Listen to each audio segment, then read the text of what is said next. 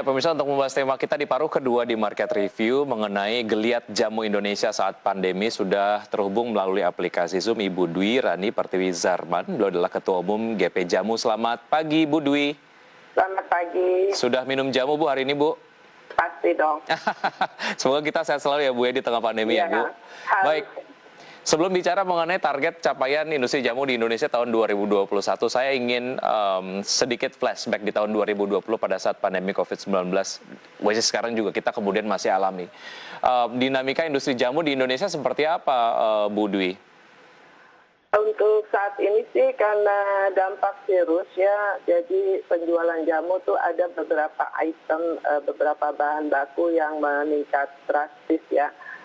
Karena klaim untuk daya tahan tubuh, dan itu pun berdasarkan hasil penelitian para ahli bahwa bahan contoh misalnya beras kencur, kunyit asam, jahe merah, jahe wangi, temulawak, wedang uwuh, dengan berbagai macam bahan itu penjualan meningkat drastis gitu ya. Bahkan banyak masyarakat yang akhirnya membuat bahan-bahan itu menjadi produk yang bisa dijual untuk di sekitarnya, seperti itu.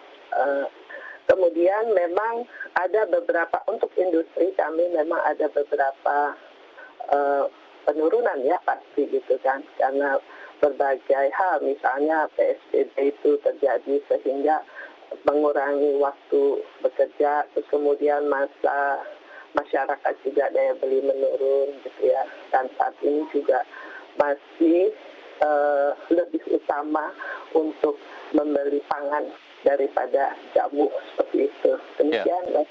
Ya, artinya ada peningkatan permintaan, namun ada beberapa kendala lain, diantaranya PSBB dan lain sebagainya, sehingga ini membatasi capaian target tahun 2020. Secara angka, capaiannya secara full year tahun 2020 seperti apa raihannya, Bu Dwi?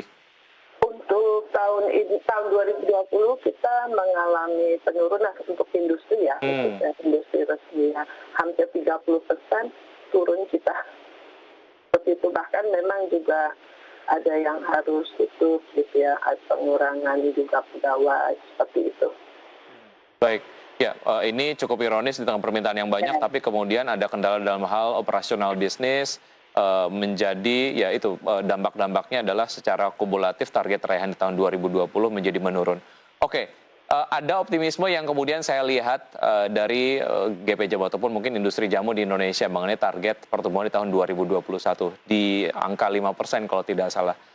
Seperti apa yang kemudian mendasari target ini, Bu Dwi?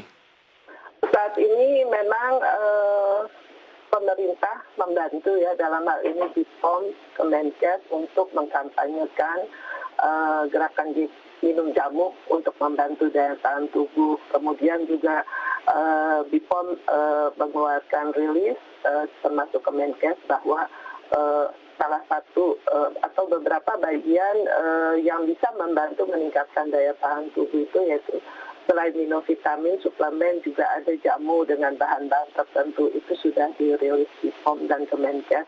Nah, itu juga kementerian yang lain juga membantu untuk mengkampanyekan tersebut. Dan memang saat ini belum semua masyarakat memahami lah ya bahwa jamu itu bisa membantu meningkatkan daya tahan tubuh. Sebab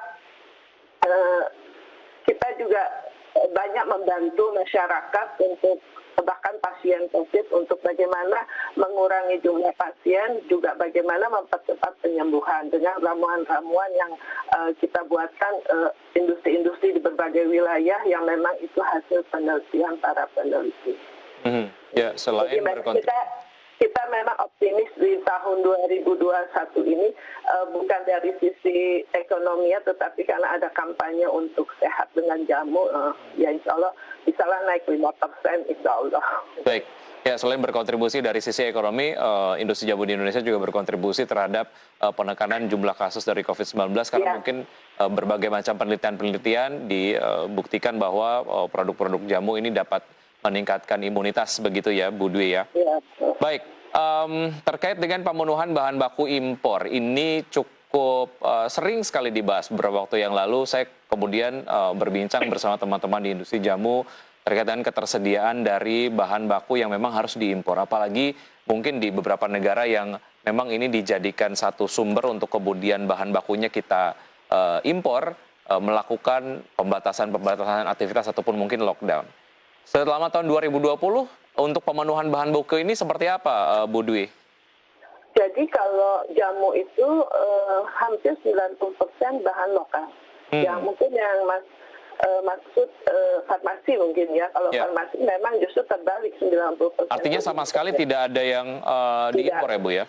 Ada seperti ginseng itu kan, ginseng itu dari Korea pasti ya kita impor. Tapi saat ini sudah mulai banyak industri yang mengganti dengan pasak bumi yang lokalnya buatan industri yang memang kualitasnya juga tidak jauh beda dengan ginseng. Hanya memang kalau ginseng itu kan promonya pemerintah Korea tuh besar gitu. Nah di kita juga perlu dibantu tuh gitu. Pasak bumi Indonesia tuh bagus gitu.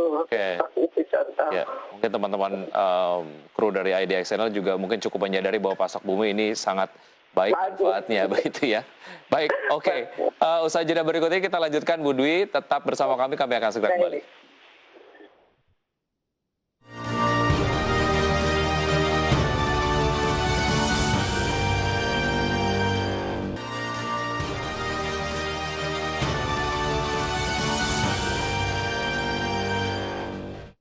Ya, kita sudah sampai di segmen terakhir, masih berbincang bersama Ibu Dwi Rani Pertiwi Zarman, Ketua Umum GP Jamu. Artinya secara pemenuhan bahan baku di dalam negeri ini sudah terpenuhi dengan produktivitas bahan baku di dalam negeri, Bu Dwi ya. Artinya importasi tetap dilakukan namun jumlahnya sedikit.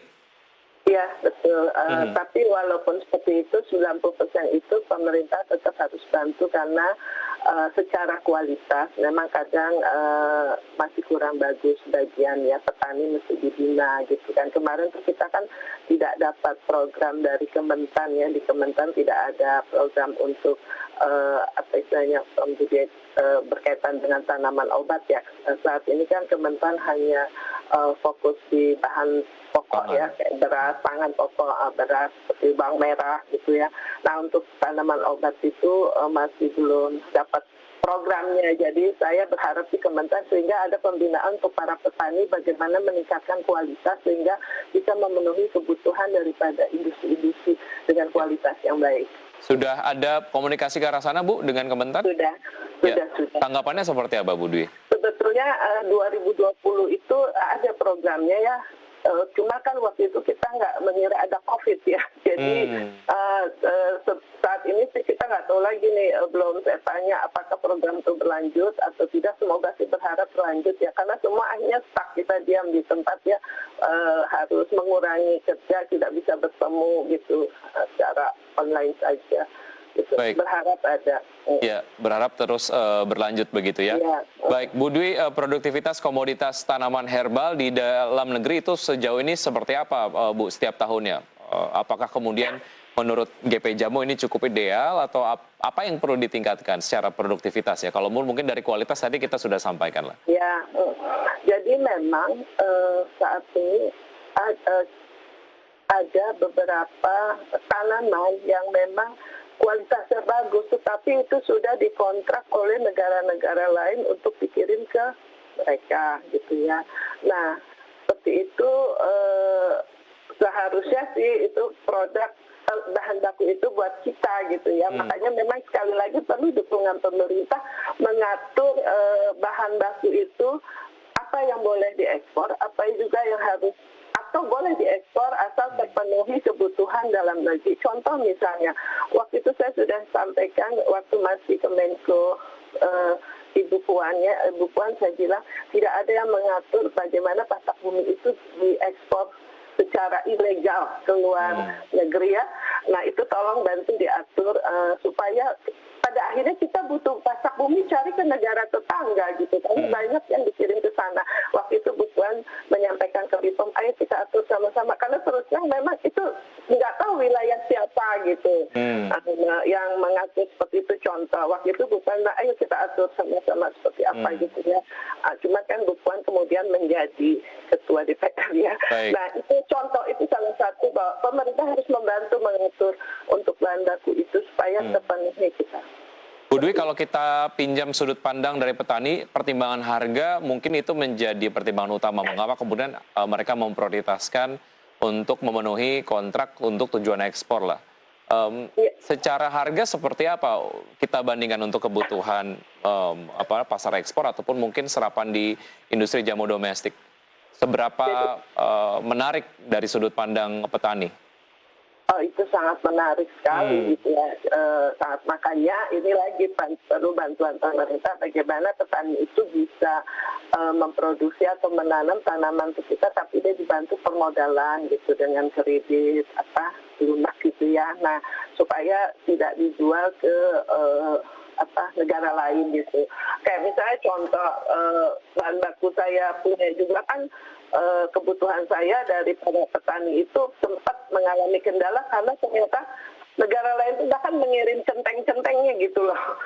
Untuk supaya saya itu tidak bisa mengambil bahan baku itu gitu. Nah seperti itu ya, karena mereka memberi harga dengan tinggi gitu ya. Nah itu akhirnya saya edukasi itu petani bahwa hal seperti ini tidak akan selamanya. Sementara untuk yang kita dalam negeri pasti rutin gitu ya.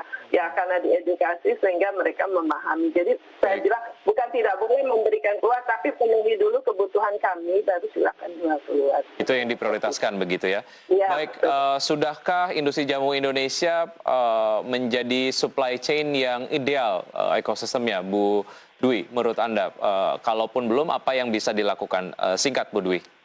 Ya itu pasti terkait dengan faktor cuaca juga ya, dan faktor menyebabkan kan mutu tanaman masih belum terstandarisasi dan proses penanganan pasca panen. Jadi kita punya problem itu bagaimana petani itu paham bahwa pasca panen itu harus dilakukan apa gitu. Nah itu juga kembali saya edukasi kembali begitu ya? Ya edukasi. Saya mohonkan juga ke Mentan, ke Menkes, ke Dinkes kan di bawah Pemda ya. Bagaimana petani di sekitarnya supaya bisa dibantu, ditata. Belum semua wilayah membantu itu sehingga kita bisa mendapatkan hasil yang bagus gitu ya. Seperti itu. Saya yakin GP Jamu mungkin akan berkomunikasi secara intens dengan Kementan, tapi juga melalui IDXN juga mungkin harapan yang Ibu tadi sampaikan mudah-mudahan tersampaikan.